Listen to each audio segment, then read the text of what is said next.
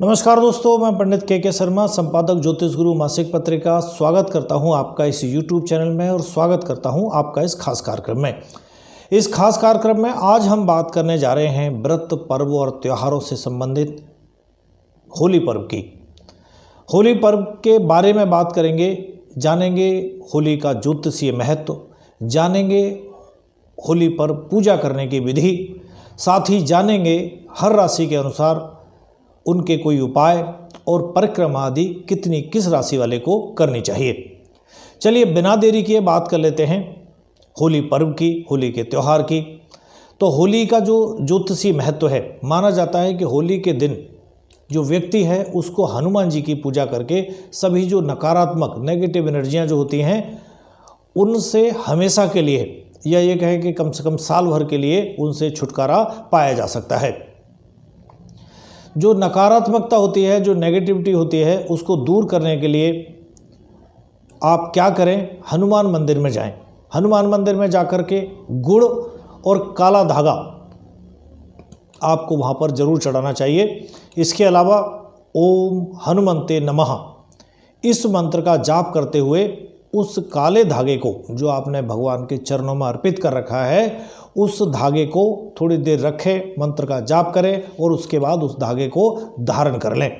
इससे क्या होगा, जो सकारात्मक ऊर्जाएं उनका आगमन होगा, पॉजिटिव एनर्जी आपके साथ रहेगी, और जो नेगेटिव एनर्जी है, किसी भी तरह के भूत प्रेत या किसी भी तरह की अन्य तरह की नेगेटिव एनर्जी जो जीवन में आपको नकारात्मकता, नेगेटिविटी, किसी तरह का डिप्रेशन या किसी तरह के आपके मन में खराब विचार अपने प्रति, अपने काम के प्रति, अपने घर वालों के प्रति अगर आते हैं तो उनमें काफ़ी हद तक आपको मदद मिलेगी कि वो आके रुक जाएंगे।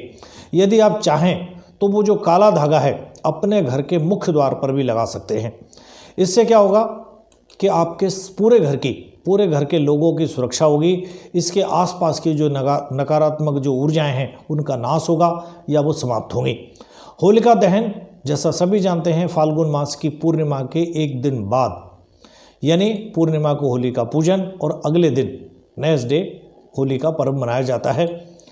होलिका दहन पहले किया जाता है, एक रात पहले, और उसके बाद जब होलिका दहन करते हैं तो लकड़ियों का एक तरह से एक बड़ा सा अलाव बनाते हैं। उस पर जो बड़ा अलाव बन रहा है उसको एक तरह से चिता की तरह से उसको दर्शाते हैं, जिस पर भक्त प्रहलाद और होलिका की गोद में बैठे हुए इस तरह की प्रतिमा आदि लगाते हैं। और भगवान विष्णु की भक्ति के कारण भक्त प्रहलाद को कुछ नहीं हुआ था, या होलिका की गोद में होने के बाद भी जो किसी भी तरह का नुकसान नहीं हुआ और वो एकदम से बच निकले। इस तरह से उसको संकेतात्मक बनाते हैं। क्या करते हैं, इस चिता पर लोग गाय के गोबर से बने हुए कुछ खिलौने आदि रखते हैं।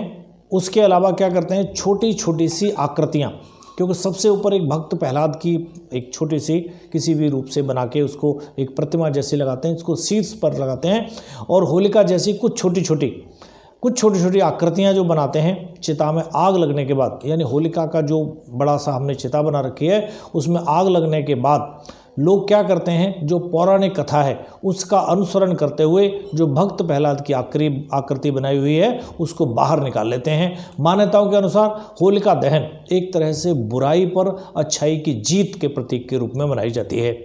इससे लोगों में भगवान के प्रति सच्चा विश्वास रखने का या सच्चे विश्वास की जो शक्ति है उसका असली अर्थ समझ में आता है। सभी लोग समझते हैं कि होलिका को वरदान प्राप्त होने के बाद भी, और प्रहलाद को कोई वरदान प्राप्त नहीं था, लेकिन फिर भी वो अग्नि जो थी उस होलिका को जला देती है जिसको वरदान प्राप्त है, क्योंकि वो सत्य के साथ नहीं थी, वो असत्य के साथ थी, या एक आताताई अपने भाई हिरण्याकश्यप का, जो प्रहलाद का पिता भी था, उसका साथ दे रही थी।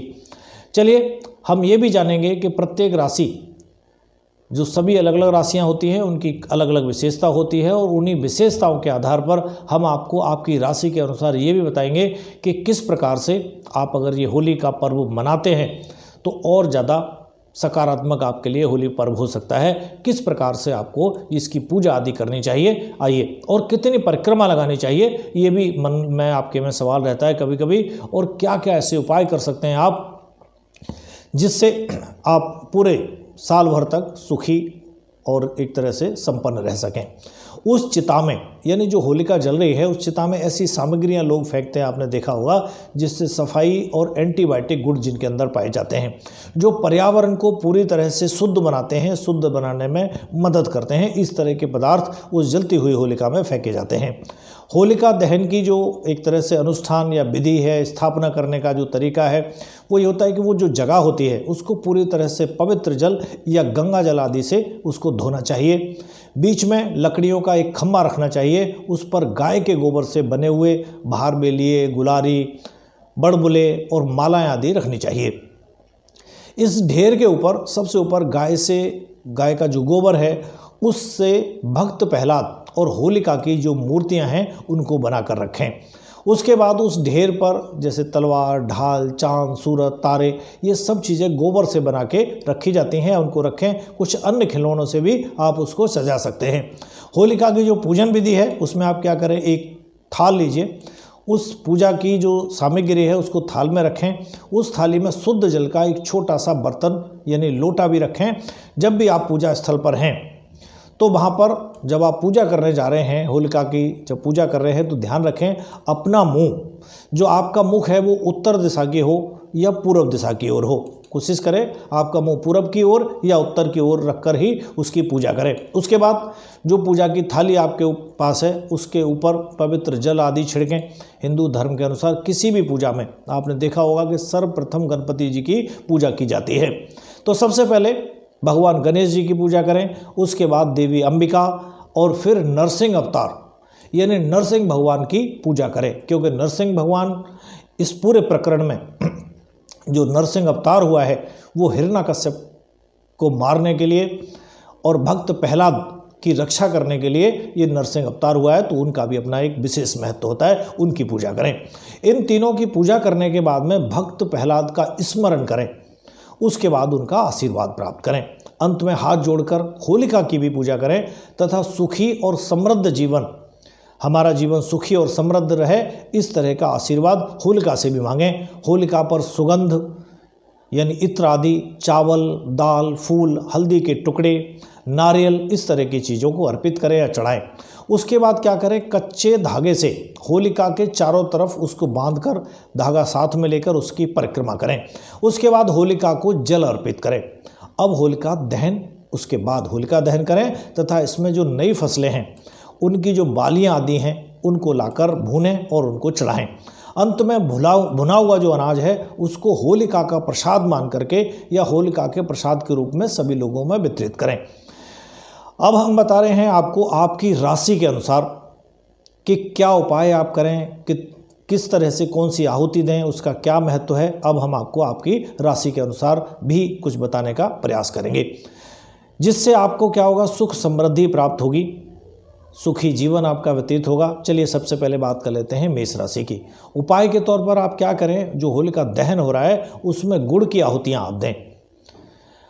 और जो परिक्रमा लगाने की बात है, 9 परिक्रमा आपको करनी चाहिए, यानी मेष राशि के लोग गुड़ अर्पित करें, 9 परिक्रमा लगाएं। वृष राशि के लोग होलिका दहन में मिश्री की आहुतियाँ दें, मिश्री की आहुतियाँ दें और 11 परिक्रमा करें होली की। और मिथुन राशि वाले जो लोग हैं होलिका दहन में कच्चे गेहूं की जो बाली होती हैं उनकी आहुतियाँ दें और 7 परिक्रमा करें। कर्क राशि के जो जातक हैं होलिका दहन में यानी चावल या सफ़ेद तिल की आहुतियाँ दें। जब तक होलिका दहन हो रहा है संभव हो तो उस पूरे समय तक इस तरह का काम करें, यानी चावल या सफ़ेद तिल उसमें आहुति के रूप में, जैसे पूजा होती है उसमें आहुतियाँ चढ़ाते हैं, इस तरह से चढ़ाएं। और 28 परिक्रमा करना आपके लिए श्रेयस्कर होगा। बात करेंगे सिंह राशि की। सिंह राशि के लोग क्या करें, होलिका दहन में लोबान, कई जगह लोहवान भी बोलते हैं, कई जगह लोबान बोलते हैं, उसकी आहुतियाँ चढ़ाएं और 29 परिक्रमा 29 परिक्रमा करें। कन्या राशि के लोग होलिका दहन में पान और जो छोटी हरी इलायची होती है उसकी आहुतियाँ चढ़ाएं। 7 परिक्रमा लगाएं, यानी जो परिक्रमा करनी है वो 7 आपने करनी है। तुला राशि के जो लोग हैं उनको होलिका दहन में कपूर की आहुति चढ़ानी चाहिए, कपूर की आहुतियाँ दें और 21 परिक्रमा करें। वृश्चिक राशि के जो लोग हैं होलिका दहन में उनको भी गुड़ अर्पित करना चाहिए, गुड़ की आहुतियाँ देनी चाहिए और 28 परिक्रमा करना उनके लिए श्रेष्ठ होता है। धनु राशि के जो लोग हैं उनको क्या करना है कि जो आहुतियाँ हैं वो उन्हें चने की दाल की आहुतियाँ देनी हैं, यानी चने की दाल आहुति के रूप में अर्पित करें और 23 परिक्रमा लगाने का प्रयास करें। मकर राशि के जो लोग हैं उनको होलिका दहन में काले तिल की जो आहुतियाँ देनी चाहिए और उनको भी 23 जो परिक्रमा है वो लगानी चाहिए। होलिका दहन में काली सरसों की भी आहुति आप चढ़ा सकते हैं। कुंभ राशि के जो लोग हैं और मकर राशि के जो लोग हैं वो दोनों ही सेम उपाय कर सकते हैं। मीन राशि के जो लोग हैं उनको होलिका दहन में पीली सरसों अर्पित करनी चाहिए और 9 परिक्रमा लगानी चाहिए।